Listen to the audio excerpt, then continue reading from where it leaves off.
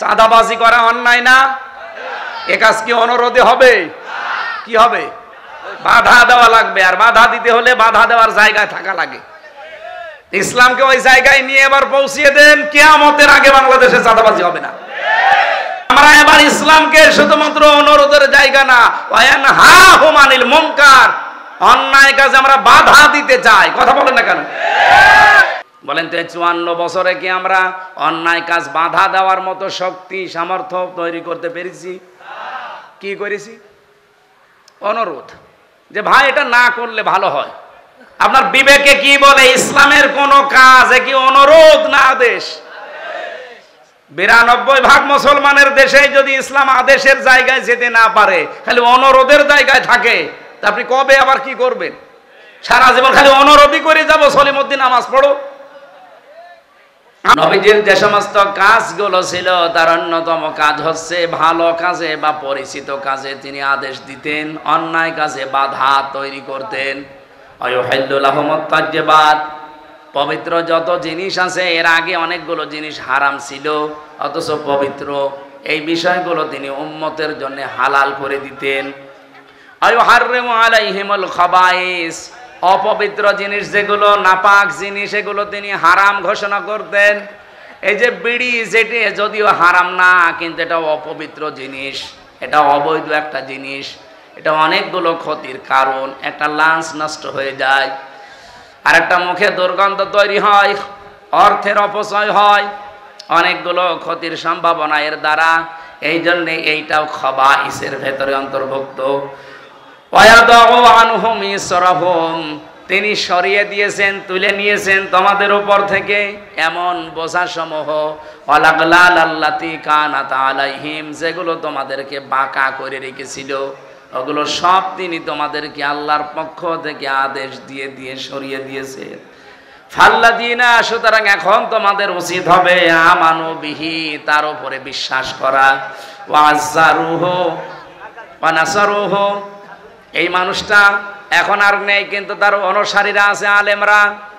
পৃথিবীতে যদি এখন এই আয়াত কেউ মানতে চায়, তাহলে নবীর উত্তরাধিকারী আলেম যারা, এই পৃথিবীতে নবীর নায়েবে রাসূল যারা, তাদের উপরে বিশ্বাস করা, তার মানে তাদের কথাগুলো মেনে চলা, তাদেরকে সাহায্য করা, সহযোগিতার জন্য তাদের শক্তি সামর্থ্য বৃদ্ধি করা। এরপরে আল্লাহ দিয়েছেন ওয়াত্তাবাউ, অনুসরণ করা, আন-নূর আল্লাযী উনজিলা মাআহু, তারা যে নূর নিয়ে এসেছে সেই নূর, তার মানে কোরআনে কারীম। উলাইকা হুমুল মুফলিহুন, এগুলো যদি দুনিয়ায় বাস্তবায়ন করে যেতে পারো, আমি আল্লাহ গ্যারান্টি দিচ্ছি তোমরা সফল হবে। জোরে বলেন সুবহানাল্লাহ। নবীজি বলেন, কোন মানুষ ইমানদার এখনো পর্যন্ত হতে পারে নাই যতক্ষণ তার কাছে তার ছেলে মেয়ে, স্ত্রী পুত্র, সন্তানাদি, এমনকি দুনিয়ার সব মানুষের চাইতে আমি নবী বেশি ভালোবাসা মহাব্বতের জিনিস না হব। আল্লাহ আমাদেরকে হাদিসটা দুনিয়ায় এখনই মেনে চলার তৌফিক দেন, বলেন আমিন। এ বাংলার মুসলমানেরা, নামাজের কথা বললে আপনি আমাকে দোয়া করেন, ভালো কথা বলেন। রোজার কথা বললেও আপনার কাছে আমি ভালো। জমিনে যে আল্লাহর দিন কায়েম করা লাগবে, এটা বললে আপনার কাছে রাজনীতি মনে হয়, দুনিয়ার কাজ মনে হয়। আপনি বিশ্বাস করতে পারেন যে কোনো কায়দায় আপনার দ্বারা মনে হয় শিরিক হচ্ছে। শিরিক করলে মানুষ যেহেতু মুশরিক হয়, আর দিন কায়েমের কথা শুনলে রাগ হবে, মন খারাপ হবে, খারাপ লাগবে কাদের? মুশরিকদের। বলেন বলেন, এ বাংলাদেশে দিন কায়েমের কথা বললে আপনার রাগ হয়, আপনি কি মুশরিক? বলেন। আমি তো স্টেজগুলোতে এসে আমার বাবার আইন কায়েম করো বলি না, বলি আল্লাহর বিধান কায়েম করা লাগবে। কারণ এইটা কায়েম হলে এই দেশে ডাকাতি থাকবে না, চুরি থাকবে না, যাকাত ভিত্তিক অর্থনীতি কায়েম হয়ে যাবে। ঠিক বাড়ি বাড়ি যাকাতের সম্পদ পৌঁছিয়ে যাবে। যাকাত নেওয়ার জন্য তখন পাড়া খেয়ে মরা লাগবে না। এদেশের সম্পদ বাইরের দেশে শুধু হাত পাতা লাগবে না, যে টাকায় আছে দেশের সম্পদ আছে, শুধুমাত্র যাকাত ভিত্তিক অর্থনীতি কায়েম করে দেন, এ দেশটা ঠিক 1 বছরে আবার দাঁড়িয়ে যাবে। আর বাইরের মুসলমান দেশ 57টা, তারা তো বিভিন্ন কায়দায় আমাদের দেওয়ার জন্য রেডি হয়ে আছে।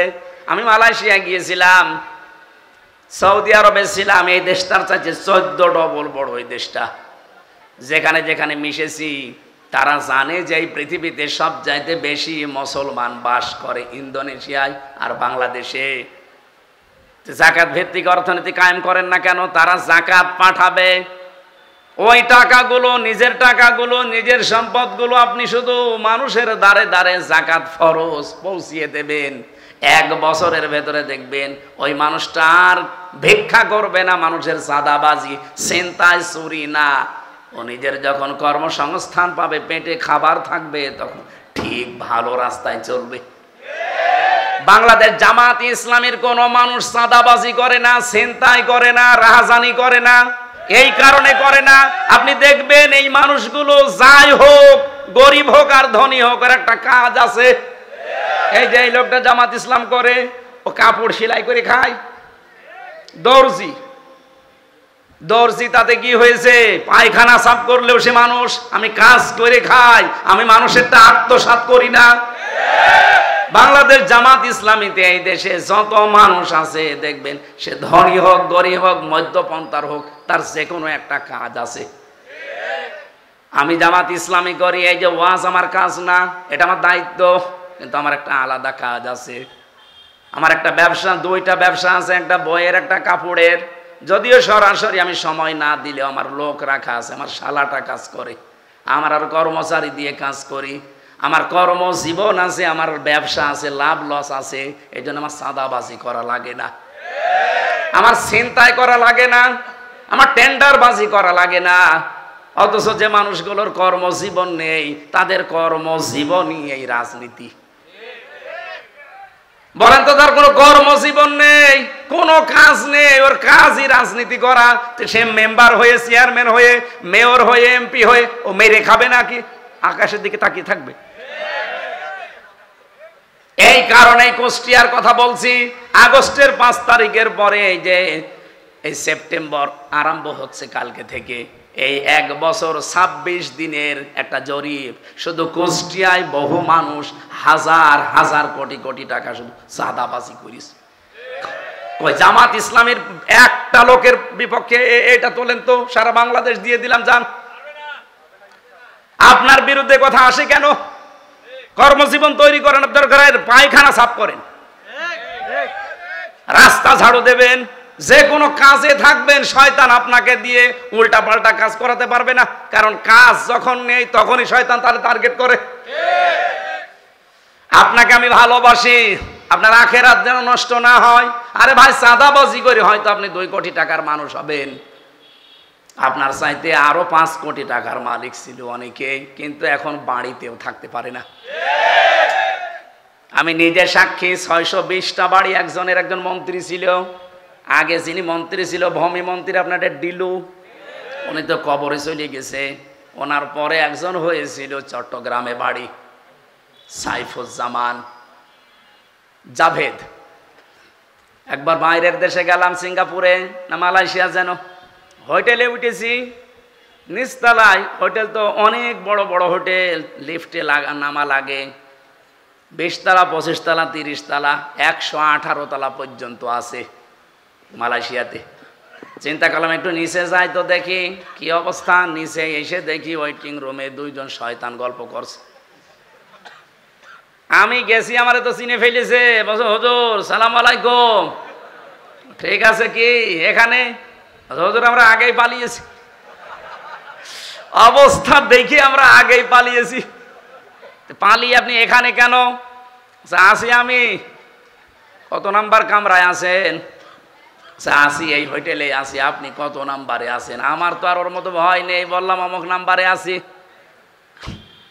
আপনি এখানে হোটেলে এসে থাকেন, অথচ শুনেছি নাকি এই দেশে আপনার সাহেব পাড়া আছে, সিঙ্গাপুরে আপনার নিজের ফ্ল্যাট আছে, থাইল্যান্ডে আপনার বাড়ি আছে, আমেরিকায় বাড়ি আছে, কানাডায় বাড়ি আছে, আর বাংলাদেশের বিভিন্ন জেলায় সব মিলে সরকারি তালিকায় তার 620টা বাড়ি। আমার বাবার একটা বাড়ি মাত্র।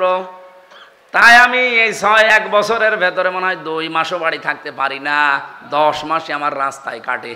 আর আপনার 620টা বাড়ি কবে থাকবেন? আমারে বছর থাকা আগস্টের 5 তারিখ তো আপনারা সব দখল করে নিলেন। আমি 3 তারিখে রাতে পালিয়েছি, এই পর্যন্ত প্রায় 7 মাস চলছে। খুব গোপনে আছি, কেউ জানে না। আপনি শুধু দোয়া করেন। দোয়া? তোমার জন্য দোয়া আসবে মন থেকে? বদদোয়া আসবে? তো এখানে থাকেন টাকা, এখানে তো অনেক ভাড়া। উনি যেই কামরার কথা বলেছেন যেখানে থাকে, কমপক্ষে বাংলাদেশের টাকায় কমপক্ষে 50,000 টাকা প্রতিদিন। আমাদের 30,000 লাগতো। আমাদের তো এক রুম, আর উনি ফ্ল্যাট নিয়ে থাকে। 50,000 টাকা প্রতিদিন ভাড়ায় 7 মাস চলতেছে একাধারে। অথচ নিজের বাড়ি তালা লাগানো, যে সাহেব পাড়া আছে তালা লাগানো, ওখানে থাকেন না? থাকবো। 20 লাখ বাঙালি আছে এই দেশে। যদি আমারে দেখে কোনোদিন বাইরে, পিটিয়ে ভর্তা বানিয়ে ফেলবে। এই হোটেল যেহেতু খুব সিক্রেট, কেউ আসে না এখানে, কারণ 3-4টা গেট পার হয়ে আসা লাগে। আবার সেন্সর লাগানো আছে, আপনি গেলেই ঢুকতে পারবেন না। আপনার চেহারা দেখবে, তারপরে কাজ খুলবে। ওটা আগে থেকে সিস্টেম করা। তো এখানে আসি জেলখানার মতোই প্রায়, শুধুমাত্র একটু খাওয়া দাওয়া ভালো, আর ওই মোবাইল চালাতে পারি। তাছাড়া আপনারা 3 বছর জেলে ছিলেন, ওই রকমই আছে। তাও তো অন্তত আপনারা কারারক্ষী দেখতেন। ওই যে জেলার সোফার আসতো, মাঝে মাঝে দেখা হইতো। আর আমরা জেলার সোফারও নেই। এতগুলো বাড়ি, আজ একটা বাড়িতেও থাকতে পারি না। এভাবে যদি কয়েক বছর কেটে যায়, আমার মনে হয় শেষ পর্যন্ত আমারও না খেয়ে মরা লাগবে। আমার ওই দিন থেকে বিশ্বাস হয়েছে 620টা বাড়ি আল্লাহর এই বান্দা নিজের বাবার টাকা জীবনও বানায়নি। কথা বলে না কেন? আপনি যারা 1 বছর 1 মাসের ভেতরে 1000 কোটি টাকার মালিক হয়ে গেছেন, সবই তো আপনার বাবার টাকা। এই জন্য আপনাকে বলছি, সময় কিন্তু পাল্টাতে বেশি দেরি হয় না। হঠাৎ করে যদি সময় পাল্টিয়ে যায় না, তখন দেখবেন এই 1000 কোটি টাকা তো যাচ্ছেই, সাথে সাথে আরো 50,000 যাচ্ছে।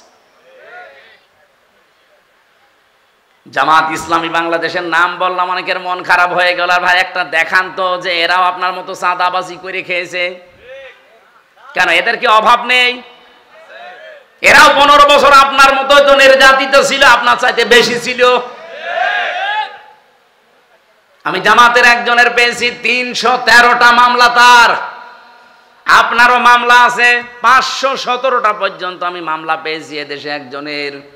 আমি মাঝে মাঝে ভাবতাম, আল্লাহ 365 দিনে বছর শেষ, ওই এক একটা মামলার জন্য একটা করেও হাজিরা দেয়, 517টা ও কয় বছর হাজিরা দেবে?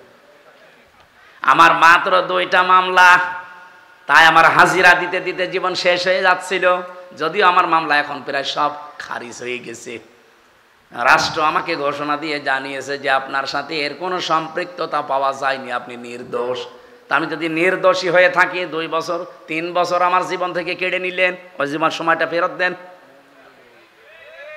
হাসিনা আর যাই করুক না কেন, এই 3টা বছর অন্তত যে জুলুম করেছে, আমি খোলাখুলি বলছি, আল্লাহর কসম, কোরআন আমার সামনে, আমি কিন্তু জেলখানায় 20 সালের শেষের দিকে গেছি, এই 23 সালের শেষে বের হলাম 24 সালে। বলেন তো, এই 3 বছরের আগে আমার যতগুলো বক্তব্য, আমি জামাত ইসলামী বাংলাদেশকে শুধু সাপোর্ট করতাম, ভালোবাসতাম, কিন্তু এখন আমি অ্যাক্টিভ হয়ে কাজ করছি শুধু এই হাসিনার কারণে। আমি যাদের সাথে ছিলাম, এই মানুষগুলোর অ্যাক্টিভিটিস দেখেছি, তাদের পড়াশোনা দেখেছি। বিশেষ করে আমিরে Jamaat doctor Shafiqur Rahman, secretary general অধ্যাপক মিয়া গোলাম পরোয়ার, এই পাশের জেলা সিরাজগঞ্জ মাওলানা রফিকুল ইসলাম খান, ওই সাতক্ষীরার মাওলানা ইজ্জতুল্লাহ, রংপুরের এটিএম আজহারুল ইসলাম, এদের সাথে ছিলাম আমি।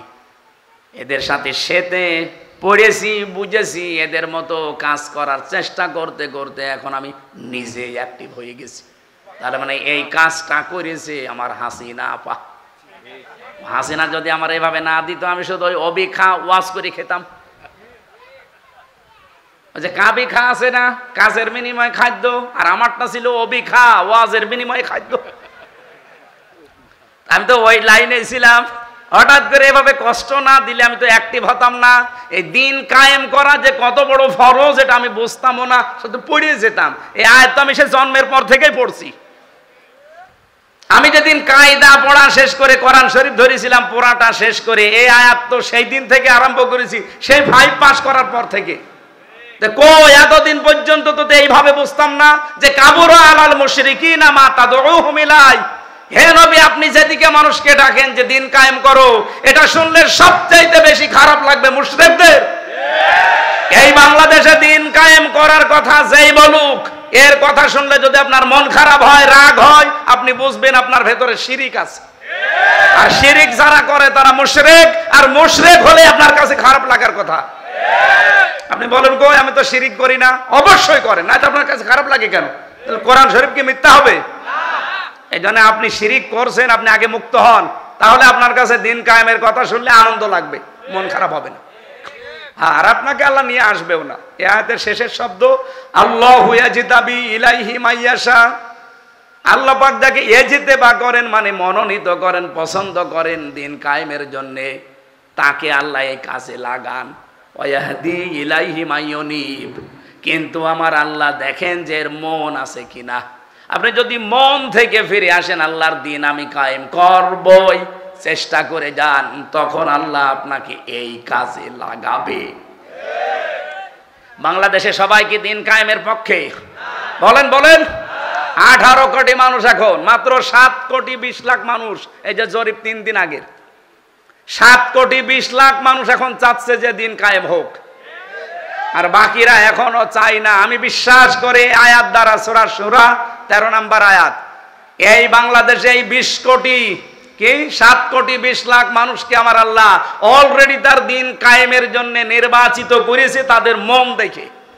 তারা যেহেতু ইলাইহি উনিব, মন থেকে ফিরে আস, উনিব না ইউনিব, ইলাইহি ইউনিব, যারা মন থেকে আল্লাহর দিকে ফিরে আসতে চায় তাদেরকে দিন কায়েমের কাজে আল্লাহ লাগিয়ে দেন। আর বাকি এখনো যাদেরকে আল্লাহ নির্বাচিত করেনি, পছন্দ করেনি, তারা আসতে পারে নাই, তাদেরকে আহ্বান জানাচ্ছি, মন তৈরি করেন, জীবনের টার্গেট বানান যে আমি 200 বছর বাঁচবো, দিন কায়েম হবে না, আমি বেঁচে থেকে লাভ কি? আল্লাহর বিধানে যদি কায়েম না হয় জমিনে, আমি তো অন্তত 100 বছর পরে মরে যাব, কিন্তু জমিন তো এভাবেই থেকে যাবে, শয়তানরা চালাবে না। আমি যতদিন আছি আমার টার্গেট এটা যে জমিনে কি করে আল্লাহর দিন কায়েম করা যায়। একটু মন চাই না, চর্ম চোখে দেখতে মনে চাই না যে কোরআন দিয়ে চললে দেশটা কেমন লাগে? আর এটা বললে আপনার কাছে রাজনীতি মনে হয় কোন কারণে? আপনি করেন, আমি আপনার পেছনে আছি। হয় আপনি নিজে ভালো হয়ে এই কাজ করেন,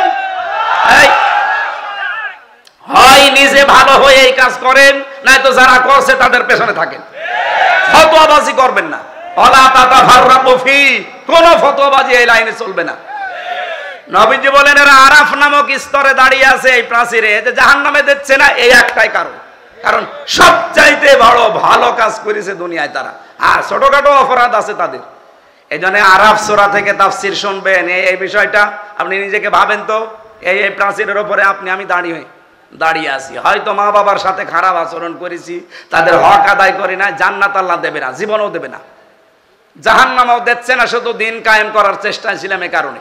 এখন এখানেই যদি দাঁড়িয়ে থাকা লাগে, তা আমার মতো কপাল পোড়া কেউ আছে? এজন্য এখন থেকে সংশোধন হওয়ার সময়। আল্লাহ রবিউল আউয়াল মাসে যে আয়াতটা পড়েছি এত বড় বিশাল সূরা থেকে 206টা আয়াত, এই আয়াতের ভেতরে আল্লাহ প্রথম গুণাগুণ দিচ্ছেন, আল্লাযীনা যারা ইয়াত্তাবিউনার রাসূলান নাবিয়্যাল উম্মিয়্যা, যারা অনুসরণ করে রাসূলের, নবীর এবং নবীর গুণাগুণ। 1 নম্বরে তিনি আল্লাহর রাসূল ছিলেন, 2 নম্বরে তিনি নবী ছিলেন, 3 নম্বরে তিনি উম্মি ছিলেন। উম্মি মানে নিরক্ষর, এভাবে আমাদের মতো তিনি লিখে পড়ে এভাবে পাশ করেননি, কিন্তু এই পৃথিবীতে সবচাইতে জ্ঞানী মানুষ বলা হয় সব দিক থেকে মুহাম্মাদুর রাসূলুল্লাহকে। এই জন্য নবীজি নিজে মাঝে মাঝে বলতেন, ইন্নামা বুইস্তু মুআল্লিমান, অবশ্যই আমার আল্লাহ এই পৃথিবীতে আমাকে পাঠিয়েছে শিক্ষক করে। কি করে? বলেন বলেন। এই যে ইন্না মা দেওয়া আছে, একটু ভালো করে শোনেন, ইন্নার পরে যদি মা আসে কোনো জায়গায়, কোরআনে হোক হাদিসে হোক, আপনি আরবি গ্রামারের নিয়ম হচ্ছে ইন্নার পরে মা যোগ হলে অর্থ দাঁড়ায় একমাত্র, কেবলমাত্র, শুধুমাত্র। বুইস্তু আমাকে পাঠানো হয়েছে, মুআল্লিমা শিক্ষক হিসাবে, বিশ্বনবী এই পৃথিবীতে শিক্ষক ছিলেন, অথচ তিনি বলেন আমি নিরক্ষর, অক্ষরই চিনি না, লেখাপড়ায় জানি না। বিষয়টা কেমন হয়ে গেল? এই পৃথিবীতে যার কাছে যে শেখে সে হচ্ছে শিক্ষক, আর যে শেখে সে ছাত্র। যেহেতু সারা জীবন শিক্ষককে দেখলে ছাত্র সম্মান দিতে বাধ্য।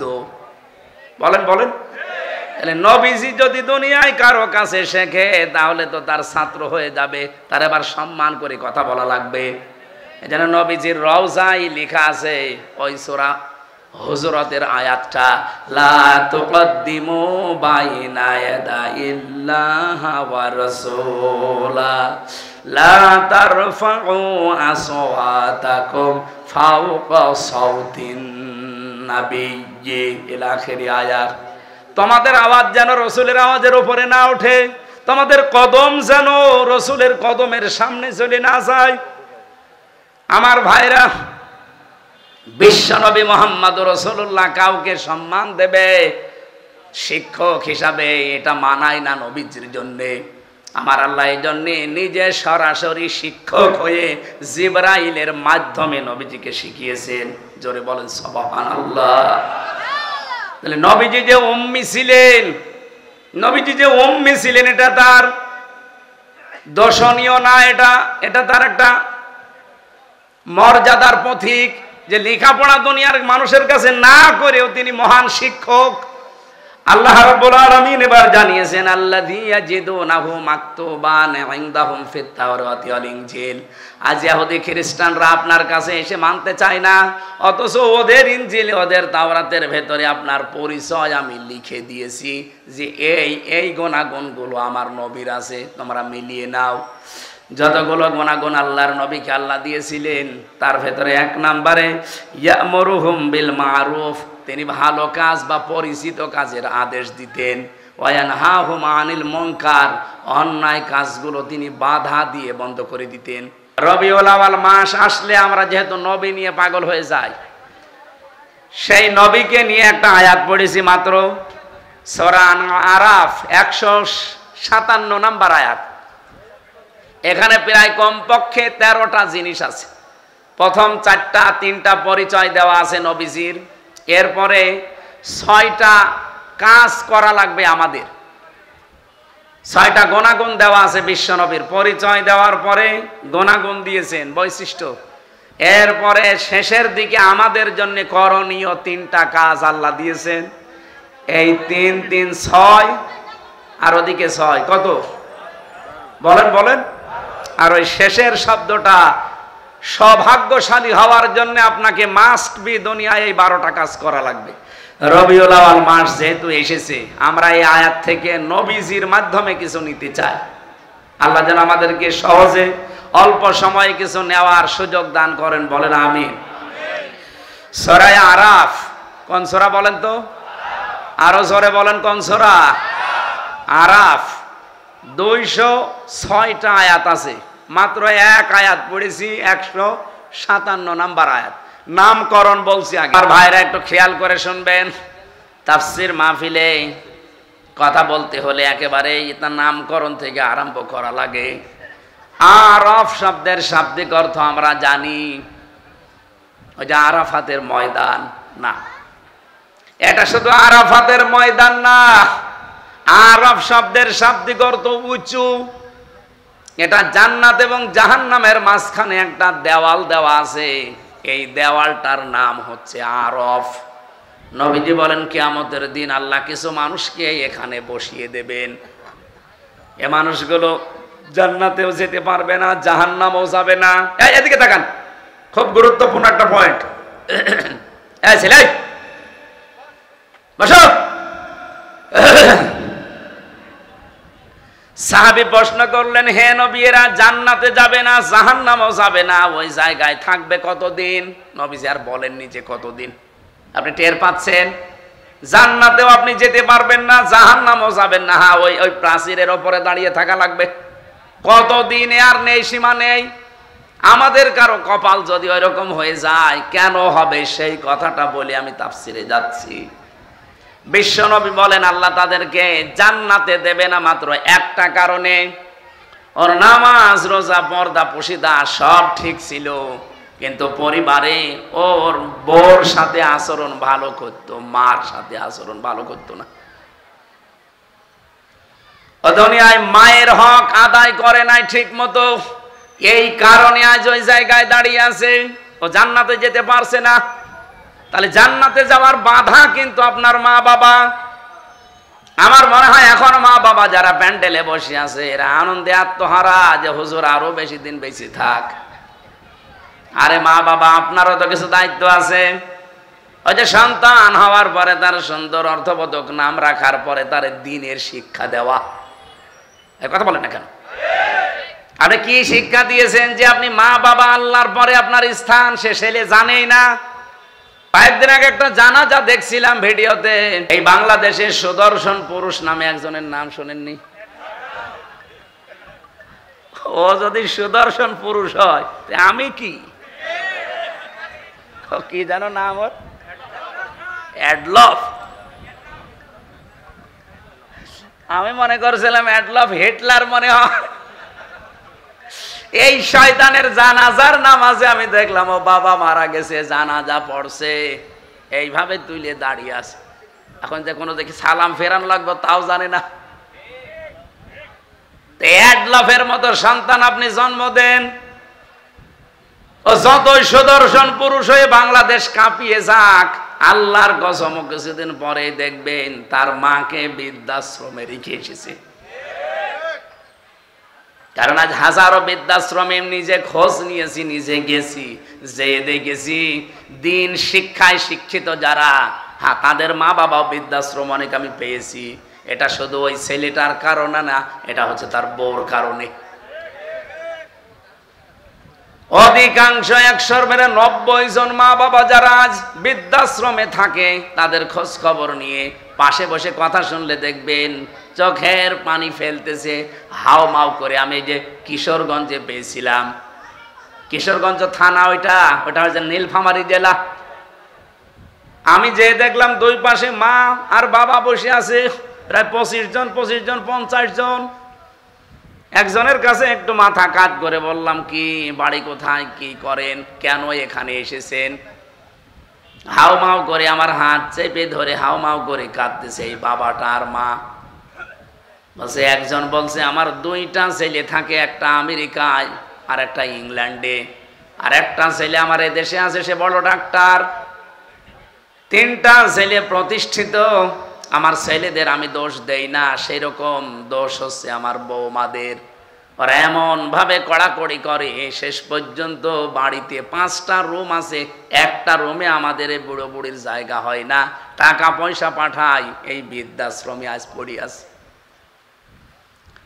আমি অনেক দিনের শিক্ষায় শিক্ষিত মানুষের মা বাবাকেও পেয়েছি। সত্যি কথা বলবো তো অসুবিধা কি? আমার গায়েও পড়তে পারে, পড়ুক, কিন্তু তারা শুধু দায়ী না। যে সমস্ত মাওলানা বলেন এই দিন শিক্ষায় শিক্ষিত ভাইরা তাদের মা বাবাকে বাধ্য হয়ে রেখে এসেছে শুধুমাত্র তাদের পরিবারের সন্তান আর বউর কারণে।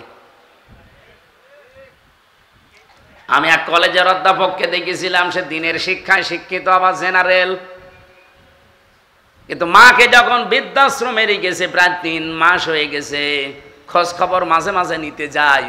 আর আজকে কর্তৃপক্ষ তারে খবর দিয়েছে যে আপনার মা মনে হয় বাঁচবে না, সর্বশেষ আপনি একটু শেষ দেখা করেন। উনি যে দেখি হাউমাউ করে কাঁদছে মায়ের পায়ের কাছে বসে। ওর মা বলছে, কান্না বন্ধ কর, আমার সময় আর বেশি নেই, আমি মনে হয় বিদায় নেব। তবে তোর একটা কথা বলি, আমি যখন মারা যাব তখন তুই আমার মাথার উপরে যে ফ্যানটা আছে এটা ভালো না, ঘোরে না। এই কথা বলে কারা এখানে? আশ্চর্য তো, মানুষ কথা শুনছে আর ওরা কথা বলছে মানে। এই কমিটিতে যারা আছেন আপনারা নিজের নীরবে ঠিক করেন। মঞ্চের পেছনে কারা? ওরা কারা? কান ধরে 2-1টা করে দেন, দিয়ে এখান থেকে বিদায় করে। মা ওরে বলছে ফ্যানটা পাল্টিয়ে দিবি। এ কথা বলতে বলতে দেখলাম জিজ্ঞাসা করছে কান্না জড়িত কণ্ঠে, মা কেন? কেন মানে আমি তো তোর ছোটবেলা থেকে পর্যন্ত মানুষ করে দেখেছি, তুই তো গরমে থাকতে পারিস না, তো যে ফ্যানটা আজ 3 মাস আমার মাথার ওপর এটা ঘোরে না, তুই আমার সাথে শেষ বয়সে যা করলি আমার মনে হচ্ছে কিছুদিন পরে তোর এখানে আসা লাগবে। তোর তো ফ্যান ছাড়া ঘুম হবে না, তোরে আমি খুব ভালোবাসি, আগে থেকে সতর্ক করলাম, ফ্যানটা পাল্টিয়ে নতুন ফ্যান আগে লাগিয়ে দিস, তাহলে তোরই ভালো হবে। এ কথা বলে ওর মা মরে গেল। আমার বলছে হুজুর মন খারাপ, আমি দেখতে গিয়েছিলাম ওটা ওই চট্টগ্রাম বিভাগে।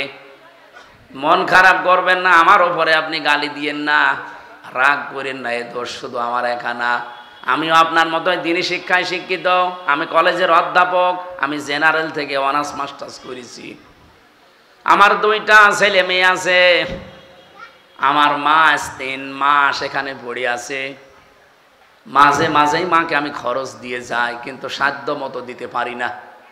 বউ আমারে বলেছে এই বুড়ি যদি বাড়ি থাকে তোমার ভাত আমি খাবো না। আমি তো বউকে তালাকও দিতে পারলাম না ওই বাচ্চা দুটোর মুখের দিকে তাকিয়ে। শেষ পর্যন্ত মাকেই রেখে গিয়েছিলাম, আজকে মা আমার চিরদিনের মতো চলে গেল। আমার বাবা সেই ছোট্টবেলায় মারা গেছে, বহু কষ্ট করে এ পর্যন্ত আমি পৌঁছিয়েছিলাম, খুব অবস্থান ভালো না আমার, যাই আছে আমি চলতে পারতাম, কিন্তু আজকে আমি এমন একজনকে হারালাম যে দুনিয়ায় আমার নাম ধরে ডাকবে সেরকম মানুষ এখন আর নেই। বলেন তো জেনারেল শিক্ষা বলেন আর ধর্মীয় শিক্ষা বলেন, মা বাবাকে বৃদ্ধাশ্রমে রেখে আসার পেছনে আমি যতটুকু দেখছি, আমি তো একেবারে কম ঘুরি না, যতটুকুই দেখছি সবচাইতে বেশি ভূমিকা পালন করে বাড়ির বউগুলো। 100টার প্রায় 98টা পরিবারে আজ বউ শাশুড়ির মিল নেই। ছোটখাটো জিনিস নিয়ে তাদের মনের দূরত্ব, শরীরের দূরত্ব এত বেশি, শেষ পর্যন্ত স্বামী যারা আমরা আছি আমরা মানসিক রোগী হয়ে যাই। বউর দিকে একটু ভালোবাসা দেখালে আমার নাম পড়ে যায় আমি বউ পাগল। মা বাবার কথা শুনতে গেলে ওদিকে শ্বশুর শাশুড়ির মন তো পাওয়াই যায় না, বউ বলে ফেলে তোমার বিয়ে করার দরকার কি। আমি কি বেশি বললাম? এটা বাংলাদেশে নেই। এই 2 চাপা কলে পড়ে হাজার হাজার স্বামী আজ আমরা মানসিক রোগী, কিছু বলতেও পারি না, সইতেও পারি না। এ ঝামেলায় আছেন কারা? হাত তোলেন দেখি, তোলেন।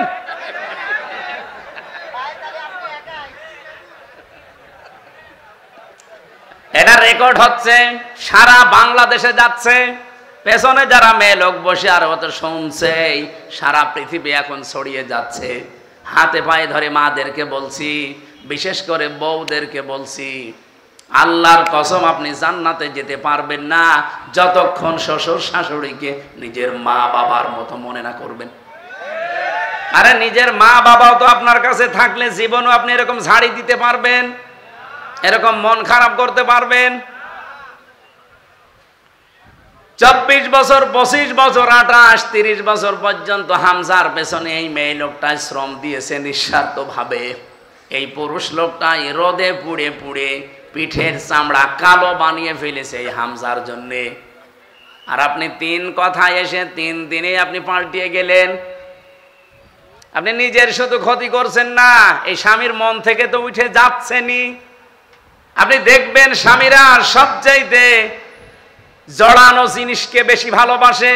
আরে পৃথিবীতে সবচাইতে বেশি আমরা পুরুষ যারা আছি, আল্লাহর কসম আমি কোরআন হাতে নিয়ে বলতে পারি, আল্লাহ রাসূলের পরে আমি সবচাইতে বেশি ভালোবাসি আমার মা আর বাবাকে।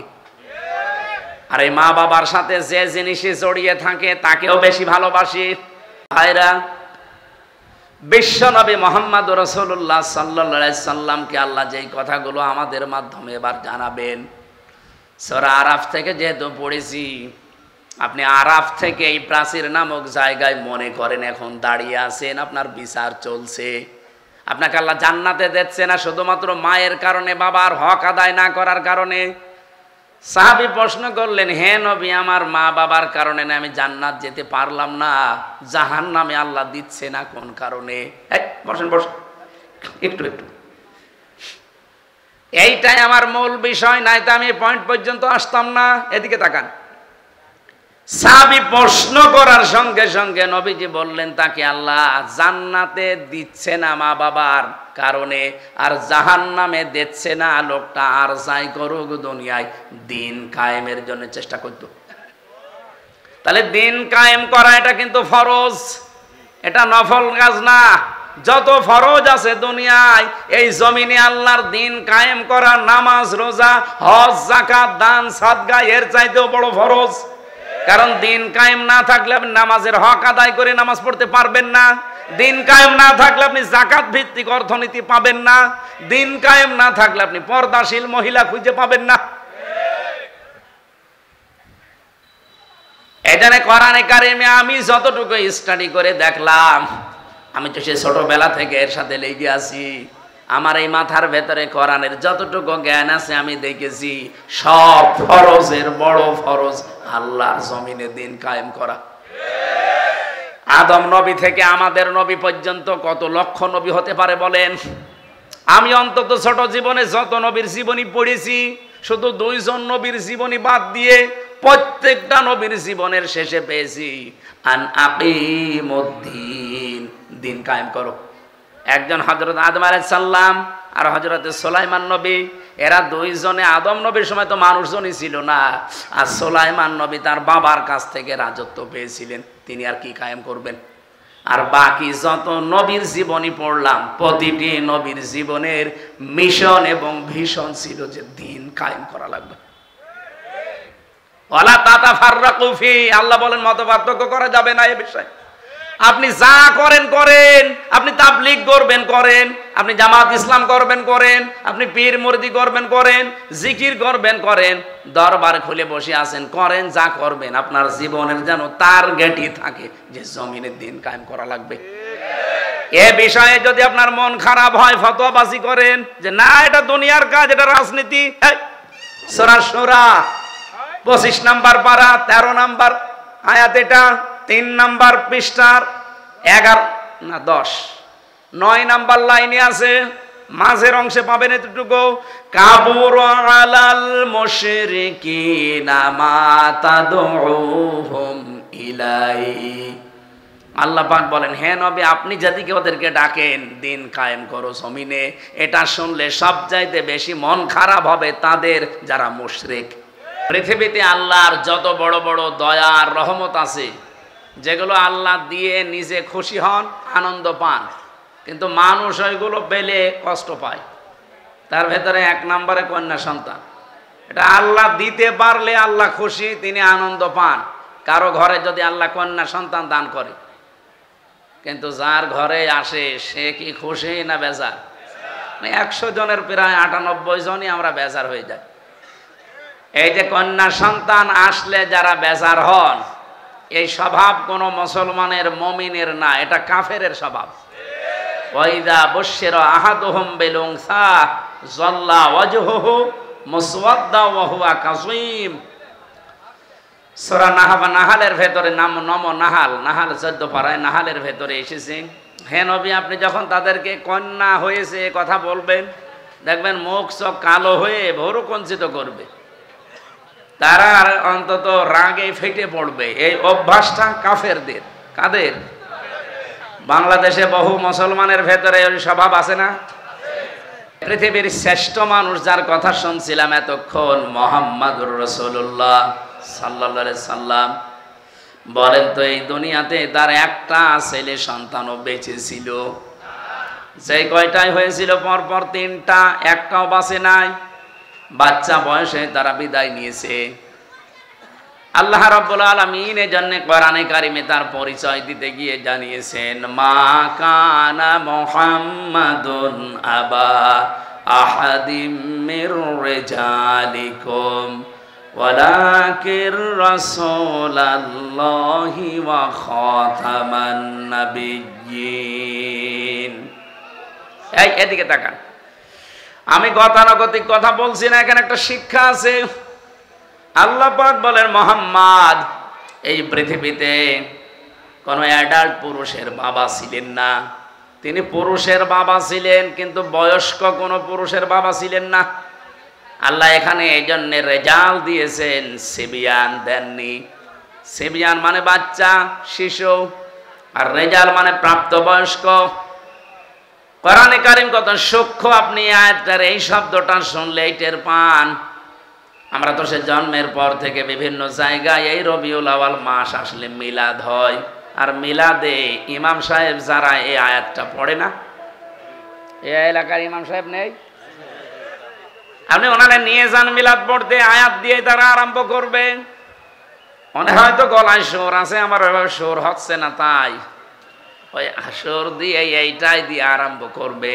মা কানা মুহাম্মাদুন আবা আহাদিম মির রিজালিকুম। মুহাম্মদের পৃথিবীতে কোনো অ্যাডাল্ট, কোনো প্রাপ্তবয়স্ক পুরুষের পিতা ছিলেন না। বলেন তো এই শব্দটা যদি আল্লাহ পাক এখানে সিবিয়ান লাগিয়ে দিতেন, রিজাল না দিতেন, ওই জামানায় যারা কাফের, যারা আল্লাহর নবীর ভুল ধরতো, কোরআনেরও ভুল ধরার চেষ্টা করত, এই আয়াতটা শোনার পরে তারা ভুল ধরতো কিনা? আমার নিজের কাছেই তো সিবিয়ান দিলে আমি এখনই ভুল ধরতাম। এই যে টনি বেলাওয়ারের এক শালিকা লরেন বোথ, এই মহিলা ইরানের তেহরান বিমানবন্দরে এসেছিল আমেরিকা থেকে। মহিলা আসার পরে একজন মুসলমানের কাছে কোরআন শরীফ নিয়ে 53 জায়গায় লাল দাগ দিয়েছে। সংবাদ সম্মেলন করে বলছে, আমি 53 জায়গায় ভুল পেয়েছি। কি চেষ্টা করে তারা বলেন তো? আমি বাইরের দেশগুলোতে যেখানে আমারে নিয়ে যায়, সফরে গেলে আগে বিশ্ববিদ্যালয়ে যাই, সিঙ্গাপুরে, মালয়েশিয়া, থাইল্যান্ড, যত দেশে আমারে নিয়ে গেল এ পর্যন্ত আমি আগে যে দেখি ও দেশের ভার্সিটি, বিশ্ববিদ্যালয়ে যাওয়ার পরে পরিচিত কাউকে পেলে, কয়েকদিন আগে সৌদি আরবে আমার এক বন্ধু ওখানে পড়ে, ওরে বললাম যে দোস্ত নিয়ে চলো আমার এই লাইব্রেরিতে। আগে লাইব্রেরিতে গিয়ে আমি চিন্তা ভাবনা করে দেখি যে এখানে কি ধরনের বই পড়ানো হয়, পাওয়া যায়। আমার কুষ্টিয়া বিশ্ববিদ্যালয়ের যে লাইব্রেরি, মনে হয় 2 মিনিটে ঘুরে শেষ করে দেওয়া যাবে। মালয়েশিয়া ইন্টারন্যাশনাল ইসলামিক ইউনিভার্সিটি, যেটা, ওর লাইব্রেরি যত বড়, আমি পুরাটা এলাকা ঘুরে দেখেছি, কুষ্টিয়া বিশ্ববিদ্যালয়ের চাইতে কমপক্ষে 20 ডবল বড় হবে, এত বড় এরিয়া। এটা বিশ্ববিদ্যালয় যদি আমাদের দেশের বিশ্ববিদ্যালয়ের চাইতে 20 ডবল বড় হয়, তার ক্যাম্পাস, তার লাইব্রেরি কত বড় হতে পারে?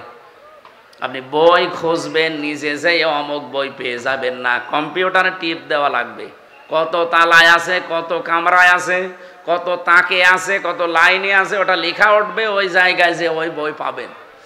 তাছাড়া যদি নিজের মন মতো যে খুঁজতে চান, আমার মনে হয় আপনার জীবন শেষ হয়ে যাবে, এত বই সেখানে। বড় বড় বিশ্ববিদ্যালয়গুলো যে আমি এই ছোট্ট জীবনে দেখেছি, ওরা যত বই থাকুক না কেন, সবার উপরে আল কোরআন এইটা ওখানে লিখে দেয়। যে সমস্ত দেশে মুসলমান কম, যেমন সিঙ্গাপুরে 100 জনের মাত্র 5 জন মুসলমান, 95 জন সেখানে কাফের, বিভিন্ন জাতির লোক আছে, মুসলমান না। থাইল্যান্ডে ওই রকম মুসলমান হয়তো 2-3%, বাকি সবগুলোই তারা কাফের। আমার এক বাজারে নিয়ে গেল থাইল্যান্ডে, বাজারে যে দেখি গোশত বিক্রি করছে, সামনে তাকালাম দেখি শুধু মাথা। জিজ্ঞাসা করলাম ইংরেজিতে ওনারে যে কি এটা, আমারে বলছি ডগ। ডগ মানে একটা দুইটা না, প্রায় 15-20টা ডগ মাথা কেটে রেখে দিয়েছে। ওরা তো আর বিসমিল্লাহির রহমানির রহিম বলেনি, এক কোপে আলাদা করে ফেলেছে। সাপ, বড় বড় সাপ জিয়ানো আছে, শুধু মাথা কেটে যে মাছের মতো পিস পিস করে। এরকম একটা দেশেও বিশ্ববিদ্যালয়ের দিকে তাকান, কত হাজার হাজার বই তাদের আছে, নিচের থাকে, ওপরে যেটা আছে সেই জায়গায় আছে দি হলি কোরআন। জোরে বলছ। ওরা আর কিছু না করুক, নতুন কোন তথ্য যদি বের করতে চায়, কোরআন ছাড়া সম্ভব না। কিয়ামত পর্যন্ত পৃথিবীতে যত রকমের বিজ্ঞানী আসবে, সে আস্তিক হোক আর নাস্তিক হোক, কিছু যদি নতুন দুনিয়াকে দিতে চাই, মাস্ট বি তাকে কোরআনের কাছে ভিক্ষা চাওয়া লাগবে। কথা বুঝতেছে? কি গবেষণা তাদের জীবনে আছে। এই যে লরেন বুথ বলছিলাম, এই মহিলা অনার্স মাস্টার্স করা, ডক্টরেট করা, কোরআন পড়তে একদিন 2 দিন করে পড়ে নাই, 3 বছর একাধারে পড়িছে। আর আমার মতো আনাকম জানাকমও পড়ে নাই, পড়েছে একেবারে বুঝে বুঝে। এক একটা শব্দের অর্থ বের করেছে, একাধিক, কোন শব্দ কোন জায়গায় অ্যাপ্রোপ্রিয়েট হয়, কোন জায়গায় কোন শব্দ মিলতে পারে, এইরকম বুঝে বুঝে কোরআন পড়েছে। 53 জায়গায় যে লাল দাগ দিয়েছে, আন্দাজে না, বুঝে শুনে দিয়েছে। কিন্তু আল্লাহর ইশারা, যেখানে ও লাল দাগ দেয়, শেষ পর্যন্ত মুসলমানও হয়ে গেছে। জিজ্ঞাসা করছে যে আপনার ধর্ম খ্রিস্টান, তামাম পৃথিবীতে সব চাইতে বেশি মানুষ বাস করে খ্রিস্টান ধর্মে, আপনি সেই বাপদাদার ধর্ম বাদ দিয়ে এ পৃথিবীতে মুসলমানদের ধর্ম এমনিতেই মানুষ দেখতে পারে না। এদেরকে টেরোরিস্ট বলা হয়, জঙ্গি বলা হয়, সন্ত্রাসী বলা হয়। আর আপনি এই ধর্ম মেনে নিলেন মানে? লরেন বুথ ওই দিন জানিয়েছে, আমি মুসলমানদের চেহারা দেখে, তাদের আচরণ দেখে মুসলমান হচ্ছি না, আমি মুসলমান হয়েছি আল্লাহর কোরআন দেখে। আমি 53 জায়গায় লাল দাগ দিয়েছিলাম, ঠিক। এতদিন শুনতাম যে মুসলমানের কোরআনে কোনো ভুল নেই, কিন্তু আমার দৃষ্টিতে আমি পেয়েছি আল্লাহর দয়া আমার উপরে, আল্লাহর ইশারায় যেখানেই লাল দাগ দিয়েছি, ভুল ধরেছি, দেখি তার পরের আয়াতে বা পরের সূরাতে ওই আয়াতের জবাব আমার আল্লাহ 1500 বছর আগেই দিয়ে দিয়েছে। সূরা নেসার 34 নম্বর আয়াত শেষে আমি ভুল ধরলাম, এই আয়াতটাই আমার পরিবর্তন এনে দিয়েছে। আমি মনে করলাম যে এখানে যা দেওয়া আছে এটা তো বাস্তবতার সাথে মেলে না, কারণ তারা নারীবাদী, নারীদেরকে এগিয়ে রাখতে চায়। কিন্তু আমার যতটুকু গবেষণা, আমি চিন্তা ভাবনা করে বিশ্বে দেখেছি, অন্য জাতির লোকেরা আপনি দেখবেন, বিশেষ করে খ্রিস্টানরা, ওরা জাতে মাতাল হলেও তালে ঠিক আছে। আপনি খ্রিস্টান রাষ্ট্র যতগুলো আছে পৃথিবীতে তাকান, সবচাইতে বেশি খ্রিস্টান যেখানে বাস করে আমেরিকায়, তারা জাতে মাতাল হলেও তালে ঠিক। এই জন্য বলছি, সারা পৃথিবীর 257টা রাষ্ট্র আছে, সব রাষ্ট্রকে তারা সবক দিয়ে বেড়ায় যে নারীর অধিকার সমান সমান করা লাগবে, বলে না? অথচ নিজেরা এ কথা আজ পর্যন্ত মানেন। 144 বছর চলছে আমেরিকা স্বাধীন হওয়া, অথচ তারা আজ পর্যন্ত মানে নাই। আমি বারাক ওবামা পর্যন্ত পড়েছিলাম ইতিহাস, এরপরেই তো বারবার আসতেছে যে লোকটা, এই ডোনাল্ড ট্রাম্প। ও দেখতে আমার মনে হয় একটা মাতাল, ও কিন্তু রাজনীতিবিদ না, একটা ব্যবসায়ী। হঠাৎ করে এই লাইনে এসে বিভিন্ন কায়দা কৌশলে হয়ে গেছে পরপর 2 বার। আপনি দেখবেন এরকম একটা মাতাল মার্কা লোক, যার নামে নারী কেলেঙ্কারি পর্যন্ত আছে। এই কথা বুঝতেছে? আপনি দেখেন কয়েকদিন আগে তার এগেনস্টে যে দাঁড়িয়েছিল কমলা হ্যারিস। এ পৃথিবীতে যদি শিক্ষিত নারী আপনি খোঁজ করেন জেনারেল লাইনে, 10 জন যদি আপনি শিক্ষিত নারীর তালিকা করেন, কমলা হ্যারিসকে একজন পাবেন। 1000-এর উপরে বিশ্ববিদ্যালয়ের লাইনে আছে, তার ভেতরে সবচাইতে উপরের বিশ্ববিদ্যালয় যেগুলো 1, 2, 3, 4 করে গণনা করা হয়, মার্কিং করা হয় একটার সাথে আরেকটা। আমাদের বাংলাদেশে একটাও সেই পর্যায়ে নেই। 1000 বিশ্ববিদ্যালয় সারা পৃথিবীতে, বাংলাদেশে তালিকায় এখনো একটাও যেতে পারেনি। তাহলে 1, 2, 3 কি গবেষণা হয় সেখানে বলেন তো? এইরকম জায়গা থেকে এই মহিলা পাশ করা, অথচ এই মহিলাকে ওই দেশের লোক গুরুত্ব দিল না, গুরুত্ব দিল ট্রাম্পকে। নবীজির হাদিস পড়েছিলাম, ক্বালান নাবিয়্যু সাল্লাল্লাহু আলাইহি ওয়াসাল্লাম, লা ইউফলিহা কওমুন ওয়াল্লাহু আমরুহুম ইমরাতুন, বুখারী শরীফের হাদিস। ওই জাতি কখনোই সফল হচ্ছে না, হবে না, লাই ইউফলিহা, মজারের আগে লান আসলে অর্থ হয় জীবনেও হবে না। এই হাদিসকে আমি এখন আমার নিজের জন্য বানাচ্ছি নাকি আমি যে দল করি ও দলের জন্য হাদিস বানালাম? আর এই হাদিস নবীজি মনে হয় বাংলাদেশে শুধু জামাত ইসলামের জন্য বলিস।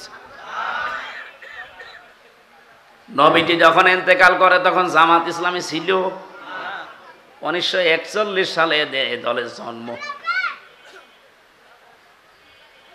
আর আমি তো আমার জন্ম হচ্ছে 1992 সালে। সে হিসাবে হাদিস তো আমার বানানো, আমার বাবারও বানানো সম্ভব না। কথা বুঝতেছে?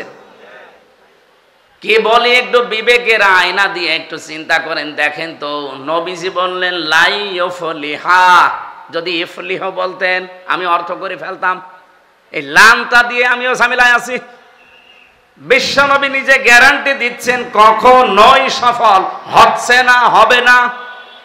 কওমুন, ওই জাতি, ওই দেশের মানুষেরা, ওয়াল্লাহু আমরাহুম ইমরাতুন, যারা তাদের এই পৃথিবীতে দায়িত্বভারগুলো সব মহিলাদের হাতে ছেড়ে দিয়েছে। অন্য কোন দিকে না দিয়ে আপনি আমেরিকার সাথে মিলান, ওরা জাতে মাতাল, ওরা আল্লাহ বিশ্বাস করে না, নবীজি বিশ্বাস করে না। কিন্তু এই কথাটা দেখেন পঙ্খানু 144 বছর মেনে চলছে। ওরা যে আজ চর্মচোখের দৃষ্টিতে আমরা দেখছি আজ দাঁড়িয়ে গেছে সফল, ওরা এই কারণে। এর আগে একজন ছিল হিলারি ক্লিনটন, তাকেও দায়িত্ব দেয়নি। কমলা হ্যারিস, তারেও দেয়নি। মাতাল, মদ খায়, তাতে কি আছে, তারে দেন। কিন্তু পুরুষ মানুষ,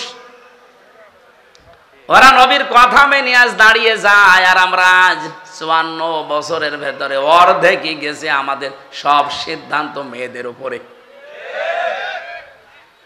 আপনি উল্টা দিকে না গিয়ে আমার উপর রাগ করে লাভ আছে? হাদিসটা তাহলে বাদ দিয়ে দেন। আজকে সিদ্ধান্ত নেওয়া যায় না হাদিস শোনার পর যে জীবনে যতদিন বেঁচে আছি কোনো মহিলার পেছনে থাকবো না। ঠিক মানে তো শুধু সামিয়ানার নিচে ওয়াজ তো হয়ে গেছে, আবার কি ওয়াজ করবে? এইটা যদি আমরা এবার মেনে নিতে পারি, সত্যি সত্যি ইসলামকে আপনি দেখতে পাবেন এবার কোরআন দিয়ে দেশ চলছে। কোন মহিলা আমার সামনে আসতে পারবে না, আমার সামনে পুরুষ মানুষ আসুক। এখন যদি মানে মেয়েদের ছোট করলেন, আপনি কি আল্লাহ রাসূলের চাইতে মেয়েদেরকে বেশি ভালোবাসেন? বিশ্ব নবী জানিয়েছেন পৃথিবীতে আমার কাছে 3টা জিনিস খুব বেশি ভালো লাগে, একটা নামাজ, একটা সুগন্ধি, আর একটা মেয়ে মানুষ।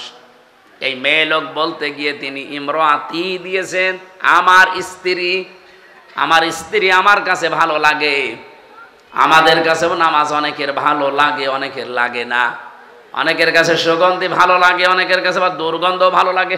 ওই যে বিড়ি খায়, এটাকে সুগন্ধ। অনেকের কাছে স্ত্রী ভালো লাগে, নিজেরটা বাদ দিয়ে অন্যেরটা। না এই এলাকায় সব নেই? আছে মানে এই যে পরকীয়া প্রেম করে কারা? পরকীয়া প্রেম যারা করে এরা কি নিজের বর সাথে না অন্যের বর সাথে? আমার ভাইরা, এই জন্য আল্লাহ রাসূলের চাইতে বেশি মর্যাদা আপনি জীবনেও দিতে পারবেন না মহিলাদেরকে। আন্দাজে যা বলছেন ওটা আপনার নিজের স্বার্থে, দলীয় স্বার্থে। যে কথা বলছিলাম, এই যে এই মহিলাটা খ্রিস্টান সবচাইতে বেশি পৃথিবীতে, তারপরেও তিনি যখন বলেন আমি দেখলাম যে আমার নিজের ভুলই ধরা পড়ে যাচ্ছে একটা একটা করে, এই সেই আয়াতটাই বলছিলাম, সূরা নিসার 34 নম্বর আয়াত, আর রিজালু কাওয়ামুনা আলান নিসা। আমি পুরুষদেরকে বানিয়েছি অভিভাবক আর মেয়েদেরকে বানিয়েছি তাদের আজ্ঞাবহ। কিন্তু আজ আমাদের দেশে অনেকে সিস্টেম পুরো উল্টিয়ে ফেলেছে। মেয়ে লোক এখন রাজমিস্ত্রি আর আমরা যোগাইলে। স্বামী এখন অধিকাংশ পরিবারে আর স্বামী নেই, মানে হুকুমের দাস হয়ে গেছে। সব পরিবারে না, বহু পরিবারে আমি দেখেছি স্বামী আন্দাজে নামে আছে শুধু, অথচ স্বামীর যে মর্যাদা এ পৃথিবীতে নবীজি জানিয়েছেন আল্লাহ বাদে যদি সেজদা দেওয়া জায়েজ থাকতো, মেয়েদের কানের কাছে মুখ নিয়ে বলতাম যে স্বামীর পায়ে সেজদা দাও। এত মর্যাদা আল্লাহর পরে আল্লাহ যাকে দিলেন, সেই স্বামীকে আজ অনেকেই আছে গোলামের মতো ব্যবহার করে। গোলাম মার্কা স্বামী আছেন কারা? হাত তোলেন তো। বিশ্বনবী যে জানিয়েছে এই পৃথিবীতে সবচাইতে বেশি আল্লাহ পাক খুশি হন ওই সময় যখন তিনি কোনো ঘরে মেয়ে পাঠান, নারীকে দেন। কন্যা সন্তান যখন কোনো ঘরে পাঠান তখন তিনি বেশি আনন্দ পান, খুশি হন। আমি যে কথা বলতে চাই আয়াত দিয়ে, বিশ্ব নবীকে আল্লাহ যদি সিবিয়ান না দিয়ে, রেজাল্ট না দিয়ে সিবিয়ান দিতেন, আমরা তো আর কোরআন নিয়ে পড়ে থাকি না। যারা ভুল ধরার চেষ্টায় আছে অহরহ, তারা এই আয়াতি ভুল বের করত যে মোহাম্মদ নাকি ছোট শিশুদের পিতা না। তাহলে এই যে তাহের, আবুল কাসেম, ইব্রাহিম, এগুলো কি? এরাও তো ছোটবেলায় মরে গেছে। আল্লাহ এমন শব্দ চয়ন করেছেন এই জায়গায়, সিবিয়ান দেননি, দিয়েছেন রেজাল। অথচ এসে জন্মের পর থেকে অনেকে আয়াত আমরা মিলাদে পড়েছি, এখানে যে তথ্য আছে অনেকে আমরা জানি না। তাহলে কত সেনসিটিভ জায়গা কোরআনের প্রতিটি আয়াত আমার আল্লাহ রেজাল ব্যবহার করে মানুষের মুখের ওপরে কাদা দিয়ে দিয়েছেন যে না, মুখ খুলতে পারবি না। কোরআনের ব্যাপারে ভুল ধরা দূরের কথা, যালিকাল কিতাবু লা রাইবা ফি, এখানে ভুল তো দূরের কথা, সন্দেহের লেশ পর্যন্ত নেই। বলেন সুবহানাল্লাহ। আল্লাহ তাহলে রেজাল্ট দিয়েছেন সিবিয়ান না দিয়ে। তিনি প্রাপ্তবয়স্ক কোনো পুরুষের পিতা ছিলেন না দুনিয়ায়। পিতা ছিলেন শিশুদের, ছোট বয়সে তার ছেলেগুলো সব বিদায় নেয়। যতগুলো সন্তান তার দুনিয়ায় বেঁচে ছিল, মুরব্বী পর্যন্ত হয়ে গেছে অনেকে, সেগুলো সব মেয়ে। জাইনাব, রোকাইয়া, উম্মে কুলসুম, ফাতিমাতুজ জাহরা রাদিয়াল্লাহু তাআলা আনহা, এগুলো সব পুরুষ না মহিলা? বলেন বলেন। এবার আমি একটা হাদিস এখানে শোনাতে চাই। নবীজি বলেন, হে পৃথিবীর মানুষেরা, যার মেয়ে আছে মেয়ের বাবাকে গালি দিবা না। আল্লাহ নবী কিন্তু কোনো দিন এ কথা বলেন না যে ছেলের বাবাকে গালি দিবা না। আমি আপনাকে ছেলের বাবাকে গালি দিতে বলছি না, কিন্তু আজ স্পেশাল ভাবে মেয়ের বাবাকে গালি দিবা না এ কথা আল্লাহর নবী বললেন। কারণ আমি মুহাম্মদ নিজে মেয়েদের বাবা। মেয়ে যাদের আছে আপনি গ্যারান্টি নিতে পারেন, শুধু 3টা কাজ যদি করতে পারেন ওর পেছনে আল্লাহ পাক আপনাকে এই ওসিলায় একটা জান্নাত দেবে।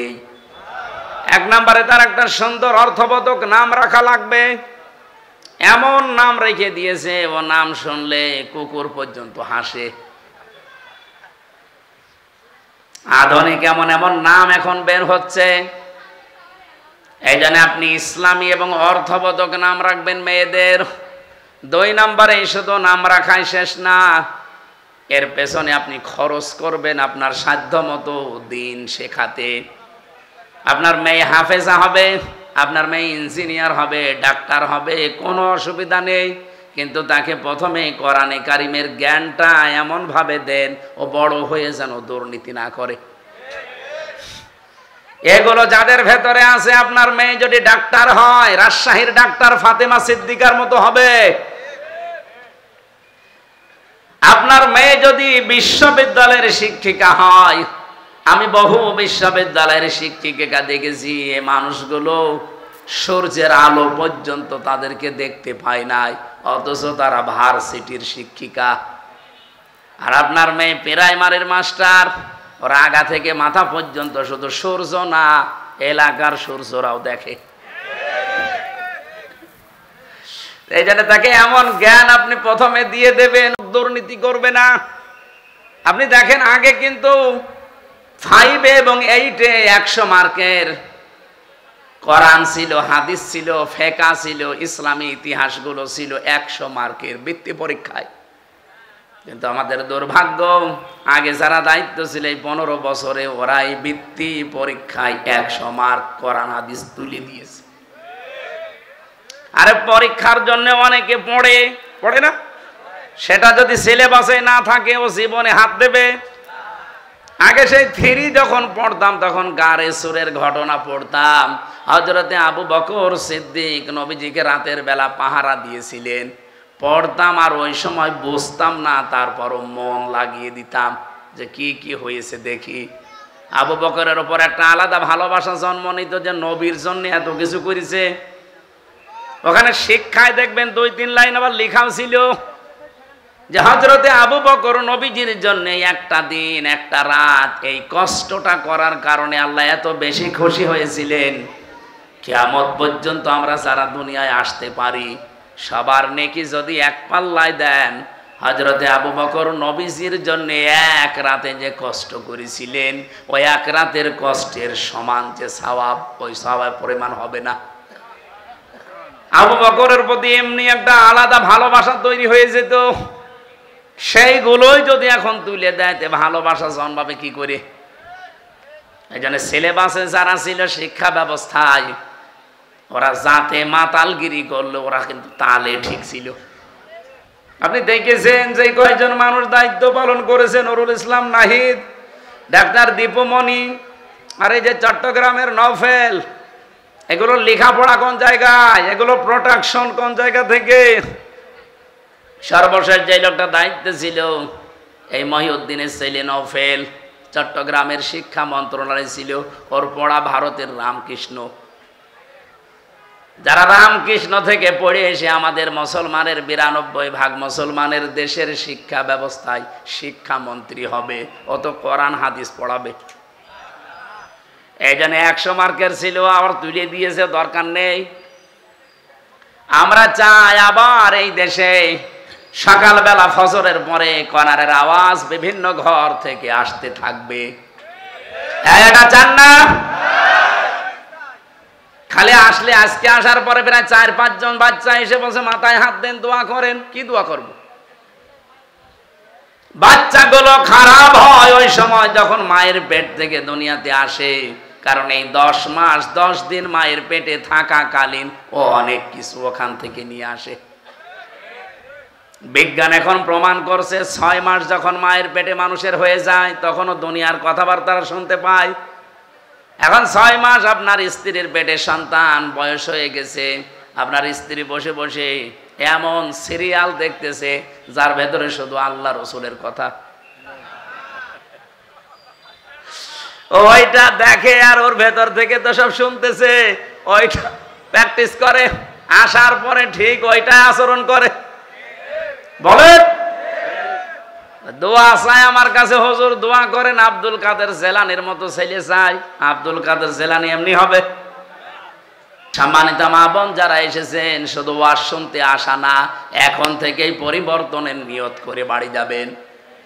হযরতে আব্দুল কাদের জেলানি রহমতুল্লাহ আলাইহি যে মায়ের পেটে এসেছিলেন, আপনি সেই মায়ের জীবনী পড়ে দেখেছেন কোনদিন?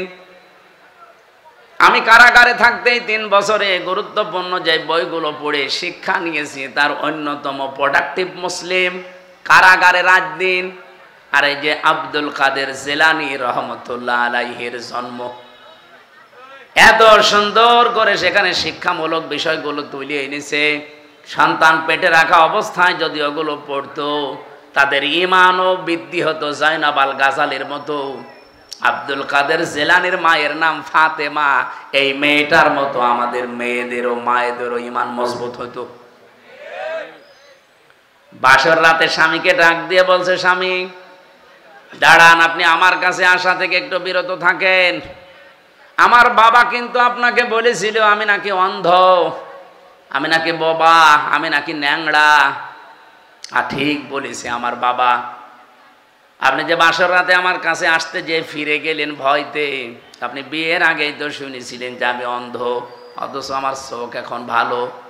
আপনি শুনেছিলেন যে আমি নাকি ন্যাংড়া, অথচ আমি হাঁটতে পারি। আপনি শুনেছিলেন আমি কিছু শুনতে পাই না, কালা, অথচ আমি আপনার কথা শুনতে পাচ্ছি। আপনি শুনেছিলেন আমার বাবার কাছে আমি বোবা, কথা বলতে পারি না, অথচ আমি আপনার সাথে টকিং করছি। আমার বাবা যা বলেছে সত্য বলেছে, এই কারণে আমি যখন প্রাপ্তা বয়স্ক হয়েছি, তার মানে মেয়েরা প্রাপ্ত বয়স্ক হয় ওই সময় যখন তাদের শরীর খারাপ হয়। কথা বুঝতেছেন? মেয়েরা যারা এসেছেন, সম্মানিত মা বোনেরা, আপনাদেরকে বলছি, একটা মেয়ে মানুষ ওই পর্যন্ত প্রাপ্ত বয়স্ক হয় না, প্রাপ্তা। মেয়েদেরকে প্রাপ্তা বলা হয়, পুরুষ প্রাপ্ত। যতক্ষণ তাদের মাসিক না হয় বা ওই শরীর খারাপ না হয়, যখন শরীর খারাপ হয়ে যাবে, সে 9 বছরে হোক, 12 বছরে হোক, 15 বছরে হোক, যখনই শুরু হবে, ওই দিন থেকে শুরু করে জীবনে আর কোনো দিন আপনি ওই মাসে 3 দিন, 5 দিন, 7 দিন বাদ দিয়ে নামাজ বাদ দিতে পারবেন না। এই মাসলাটা বুঝেছেন কিনা বলেন? তাহলে মেয়ে লোকের নামাজ ফরজ হওয়া, যেদিন শরীর খারাপ হয়েছে ওই দিনের পবিত্র হওয়ার পর থেকে, তার শরীর খারাপ হওয়ার পর থেকে নামাজ শুরু। হ্যাঁ, প্রতি মাসে মাসে আপনি 3 দিন, 7 দিন, 10 দিন পর্যন্ত নামাজ না পড়ে থাকতে পারবেন, যখন শরীর খারাপ থাকবে। তো শরীর ভালো হয়ে গেলে বাকি সময় কোনো দিন আপনি আর নামাজ বাদ দিতে পারবেন না। অনেকের মেয়ের হয়তো 10 বছর, 12 বছর, 13 বছরে শরীর খারাপ হয়, কিন্তু বাবা তো আর জানে না, মা তো এই বিষয়গুলো জানে। নামাজ না পড়ে ফজরের সময় ঘুমিয়ে আছে, বাবা তো আর জানে না যে আমার মেয়ের অবস্থা কি। মা কিন্তু সব জানে। বাবা যে ডাক দিয়ে বলবে যে ফরজ নামাজটা পড়ে ঘুমা, বলতেও পারে না। এই জন্য মা বোন যারা এসেছেন, আপনার দায়িত্ব এটা, স্বামীকে হয় জানিয়ে দেবেন যে এই মাস থেকে তার এই শরীরের অবস্থা, আগামী থেকে তার নামাজ কিন্তু আর কাজা করা হারাম, ফরজ নামাজ পড়াই লাগবে। আমি এই মাসলাটা বোঝাতে পেরেছি কিনা বলেন তো? বলেন বলেন। আমাদের বাবাদের দরকার নেই, আমরা বাবারা শুধু আদেশ দেওয়ার ক্ষেত্রে থাকলে হবে। বড় ভাই যারা আমরা আছি, বাবা যারা আছি, আদেশ দেওয়া পর্যন্ত থাকলে হবে, কিন্তু দায়িত্ব পালন করা লাগবে মায়েদের আর বড় বোনদের। মারা এবং বড় বোনেরা যারা আছেন, অবশ্যই আপনার বোন হোক, আপনার মেয়ে হোক, তার শরীর যেদিন খারাপ হবে ওর পর থেকেই তার নামাজ কি ফরজ। এর আগে পর্যন্ত কিন্তু নামাজ ফরজ ছিল না। এর আগে পর্যন্ত সে 10 বছর হোক, 12 বছর হোক, 15 বছর হোক, এর আগে পর্যন্ত যদি নামাজ পড়ে থাকে, সওয়াব হলে আপনার হবে, ওই মেয়েটার সওয়াব হবে না। কিন্তু এরপর থেকে নামাজ পড়লে সওয়াব, না পড়লে কবিরা গুনাহ, আর আপনি আদেশ দেননি, আপনারও গুনাহ।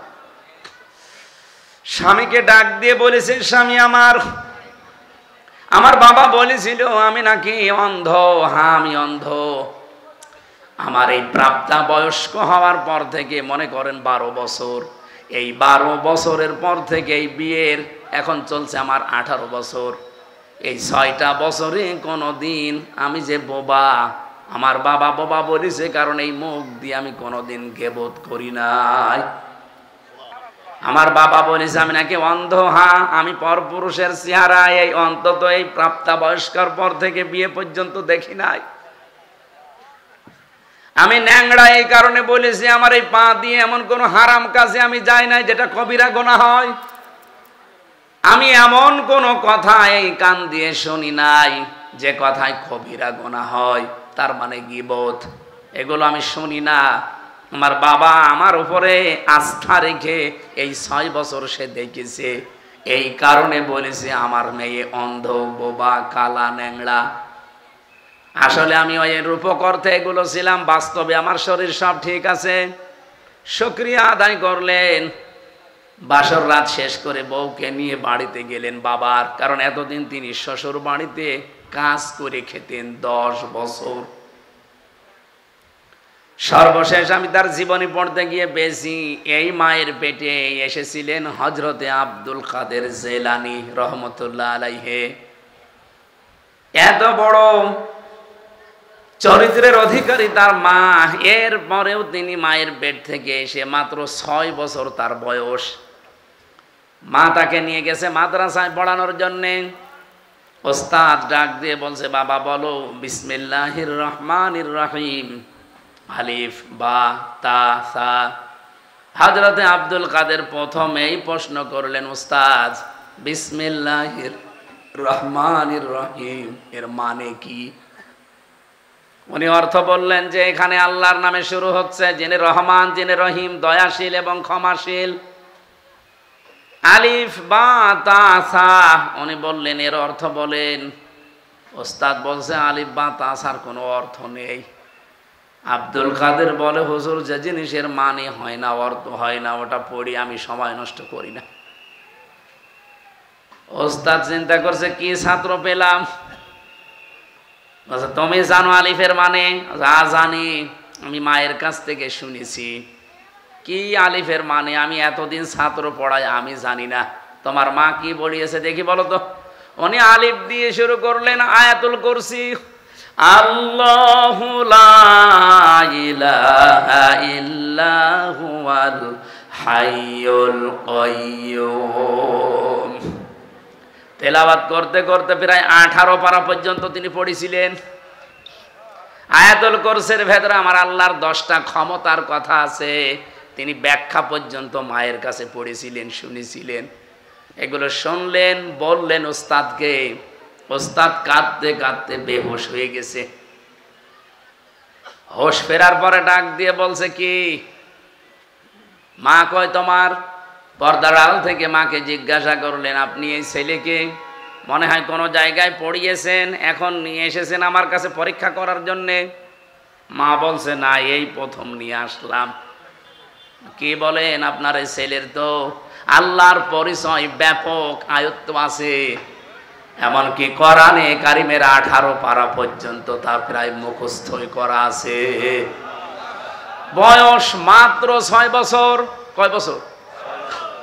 18 পারা মুখস্থ হয়েছে 6 বছরের বাচ্চা। তার মানে আমার মেজো মেয়েটা এখন 6 বছর ফারিহা, এতটুকু বয়সে কোরআন মুখস্থ করে ফেলেছে প্রায় 18 পারা। কথা শোনার পরে মায়ের তো আনন্দ করার কথা, খুশি হওয়ার কথা। মা আমার কান্না আরম্ভ করলেন। ওস্তাদ কান্নার আওয়াজ শোনার পরে জিজ্ঞাসা করেন, আপনি কাঁদেন কেন? আপনার তো সৌভাগ্য। মা ডাক দিয়ে বলে, ওস্তাদ কাজী, আমি এই জন্য, আমি নিজেও কোরআনের হাফেজা, আমি নিজেও কোরআন পড়াটাই হালকা বুঝি। এই সন্তানটা আমার পেটে আসার পর থেকে আমি অধিকাংশ সময় আমার মুখে কোরআন রাখতাম। আমি উঠান ঝাড়ু দিয়েছি, আমার মুখে আল্লাহর কোরআন। আমি ঘর ঝাড়ু দিয়েছি, আমার মুখে আল্লাহর কোরআন। আমি খাবার দাবার স্বামীকে দিয়েছি, আমার মুখে আল্লাহর কোরআনই থাকতো। সন্তানটা জন্ম নেওয়ার পরে আমি ফজরের নামাজ পড়ে ওরে শুয়ে রাখতাম, পাশে বসে বসে তেলাওয়াত করতাম। দেখতাম আমার সন্তান আব্দুল কাদের আমার মুখের দিকে তাকিয়ে মুখ মিলাচ্ছে। আমার আফসোস হচ্ছে এই কারণে, আমি যদি আর একটু কষ্ট করে প্রতিনিয়ত 30 পারায় তাকে পড়ে পড়ে শোনাতে পারতাম, আমার এই ছোট সন্তান এতটুকু বয়সে কোরআনের হাফেজ হয়ে যেত। ও পাবনার মা বোনেরা, সন্তান এমনি আব্দুল কাদের জেলানি হয়। কন্যা সন্তান এই পৃথিবীতে মানুষকে আমার আল্লাহ দিয়ে তিনি নিজেই আরশে বসে বসে আনন্দ করেন, আর তিনি নিজেই খুশি হন। আপনি যখন এই মেয়েটার সুন্দর একটা অর্থবোধক নাম রাখার পর তার পেছনে খরচ করবেন সাধ্য মতো, মনে করবেন এটা আমি আল্লাহর রাস্তায় সাদগা করছি। কোন ছেলের পেছনে খরচ করলে সাদগা হয় এটা আমি পাইনি, কিন্তু মেয়েটার পেছনে যদি খরচ করেন, তাকে দিন শিক্ষা দেন, 3 নম্বরে তাকে সৎ পাত্র দেখে পাত্রস্থ করেন। নবীজি বলেন, কিয়ামতে আল্লাহ যখন আমারে জান্নাতে দেবে, তিনি এইভাবে দেখিয়েছিলেন, পাশাপাশি আমার পাশে ওই মেয়েটার দায়িত্বশীল মা বাবা আমার সাথে থাকবে। এজন্য অর্থবোধক নাম রাখবেন মেয়ের, এমন নাম রাখবেন না যেটা শুনলে কোনো অর্থ পাওয়া যায় না। সেদিন একটা দোকানের নাম, তার মেয়ের নামে দেখলাম মাহিদা। মাহিদা মানে বিভিন্ন জায়গায় আমি দোকানের নাম সাইনবোর্ডে দেখি ফুলজান স্টোর, অথবা লেখা আছে আসিয়া স্টোর। না, আইন সাদিয়া, আসিয়া শব্দের শাব্দিক অর্থ অবাধ্য, আর হামজা দিয়ে আসিয়া মানে বাধ্যগত বান্দি, সৌভাগ্যশালী। তাহলে আসিয়া না আসিয়া? হ্যাঁ, আসিয়া হামজা দিয়ে। খালি উচ্চারণের ভেতরে পার্থক্য হয়ে গেলে দেখেন অর্থ আকাশপাত পাল্টিয়ে গেছে। আসিয়া মানে সৌভাগ্যশালী, আর আসিয়া মানে অবাধ্য। ফুলজান মানে ঘুনিয়ে ধরা। ওরে মাহিদা রেখেছে, জিজ্ঞাসা করলাম মাহিদা স্টোর কি? বলে আমার মেয়ে হয়েছে, তার নামই আমি দোকান দিয়েছি। খুব ভালো লেগেছে নামটা আমার। কোথায় পেয়েছেন? মাহিদা। আচ্ছা, কোরআন শরীফ পড়তে গিয়ে পেয়েছি বিসাল মাহিদ, মিহাদ। এই মিহাদ থেকে শেষে আবার জবর দেওয়া আছে। আমি বললাম মেহাদ মানে জানেন? মেহাদ মানে জাহান্নামের নিকৃষ্ট স্থান। কোরআন শরীফ পড়ে নাম পালাম, তাও 2 নাম্বার নাম। নাম পাল্টাবো, নাম পাল্টিয়ে এখন আমি তারে দিয়েছি জামিলা লিখবেন। জামিলা মানে আপনার মেয়ে যেহেতু সুন্দরী, আপনি মেহাদ না দিয়ে দিবেন জামিলা মানে সুন্দরী। সুন্দর একটা অর্থবোধক নাম রাখার পরে এই মেয়েটাকে যদি আপনি সাধ্য মতো খরচ করে তাকে দিনের শিক্ষা দিয়ে, দুনিয়ার শিক্ষা দিয়ে, সাথে একটা পাত্র দেখে পাত্রস্থ পর্যন্ত করে দিতে পারেন। কোরআনে কারিমে আল্লাহ যেখানে জন্মের কথা দিয়েছেন দেখবেন আগে মেয়ে লোকের নাম দিয়েছেন। ইয়াখলুকু মা ইয়াশা ইয়াহাবু লিমান ইয়াশাউ ইনাসা ওয়া ইয়াহাবু লিমান ইয়াশাউ যুকুর। আল্লাহ পাক ইয়াহাবু লিমান ইয়াশাউ ইনাসা দিয়েছেন। ইনাসুন মানে মেয়ে লোক, কন্যা। ও পাবনাবাসী, আল্লাহ ছেলের নাম দিলেন না কেন? আল্লামা আলুসি রুহুল মান, রুহুল মাহানি, রুহুল বায়ান এই তাফসিরের ভেতরে তিনি ব্যাখ্যা করতে গিয়ে লিখেছেন আল্লাহ পাক সবচাইতে বেশি ভালোবাসে মেয়েদেরকে, এই জন্যে তিনি মেয়ে দিয়ে আরম্ভ করেছেন আয়াতটা। জোরে বলেন সুবহানাল্লাহ। তাহলে আল্লাহ সবচাইতে বেশি খুশি হন, আনন্দ পান দুনিয়াতে ওই সময় যখন কারো ঘরে মেয়ে আসে, কন্যা সন্তান আসে। কিন্তু দুনিয়ার মানুষ এইটাই খুশি না বেজার? আমরা ইনশাল্লাহ খুশি হব মেয়েদের এই হকগুলো আদায় করার মাধ্যমে। জান্নাতুল ফেরদাউস পর্যন্ত আমরা যেন যেতে পারি, বলেন আমিন। আল্লাহুম্মা আমিন। লা ইলাহা ইল্লা আনতা সুবহানাক ইন্নী কুনতু মিনাজ জালিমিন। রব্বুল আলামিন পাবনা জেলার ঈশ্বরদী থানা মোলাডলি ফরিদপুর এলাকার দিকে একটু তাকাও। কোরআনের কথাগুলো যেভাবে এরা চাতক পাখির মতো বসে বসে শুনেছে, মেহেরবানি করে কথাগুলো আমলের তৌফিক দাও। সওয়াবগুলো তুমি নবীজির রওজায় পৌঁছিয়ে দাও। যত মানুষ এই মাহফিলটার জন্য চেষ্টা চালিয়েছে প্রত্যেককে ওমরের মতো কবুল করে দাও। সম্মানিত মা বোনদেরকে খাদিজার মতো, আয়েশার মতো বানিয়ে দাও। আমি সহ যারা অসুস্থ আছি আমাদেরকে শেফায়ে কামেলা আজেলা নসিব করে দাও। আল্লাহুম্মা গফিরলি ওয়ারহামনি ওয়াহদিনি ওয়াফিনি ওয়ারযুকনি ইয়া রাব্বাল আলামিন। এলাকার মাটির নিচে যত মানুষ কবরে আছে আল্লাহ কবরবাসীদেরকে তুমি মাফ করো। বিশেষ করে জানাবে ধনু মিয়া ভাই এলাকার যুবকদেরকে সাথে নিয়ে কোরআনে কারিমের সুন্দর আয়োজনে যারা আঞ্জাম দিল, এ মানুষগুলোর জীবনের অভাব দূর করে দাও। যুবকদেরকে তুমি উত্তম এবং জায়েজ কর্মজীবন তৈরি করে দাও। এরা যেন হারাম কোন রাস্তায় না যায়, হালাল রাস্তায় থাকার সুযোগ দাও। আল্লাহ তাআলা কোরআনের সাথে সম্পৃক্ত যারা, কোরআন যারা কায়েম করতে চায় জমিনে, এরকম জায়গায় আমাদের মিলে মিশে থাকার সুযোগ করে দাও। চর্ম চোখে তোমার কোরআনের বিধান যদি দেখতে না পারে দুনিয়ায় বেঁচে থেকে আমাদের কি লাভ? আমরা চর্ম চোখে যেন দেখতে পারি তোমার কালাম দিয়ে দেশটা চলছে, কি যে একটা জান্নাতের পরিবেশ তৈরি হবে। বিভিন্ন দেশে আমি গিয়ে দেখেছি কোরআনের পূর্ণাঙ্গ আইন চলে না, যতটুকু চলে এর কারণে যে শান্তিতে তারা আছে। আমাদের দেশে পূর্ণাঙ্গ কোরআনের আইন চলার মাধ্যমে এই বাংলাদেশটা তুমি মিনি জান্নাত বানিয়ে দাও। বারাকাল্লাহু লানা ওয়া লাকুম ফিল কোরআনিল আযীম। আলহামদুলিল্লাহি রাব্বিল আলামিন। লা ইলাহা ইল্লাল্লাহু মুহাম্মাদুর রাসূলুল্লাহ।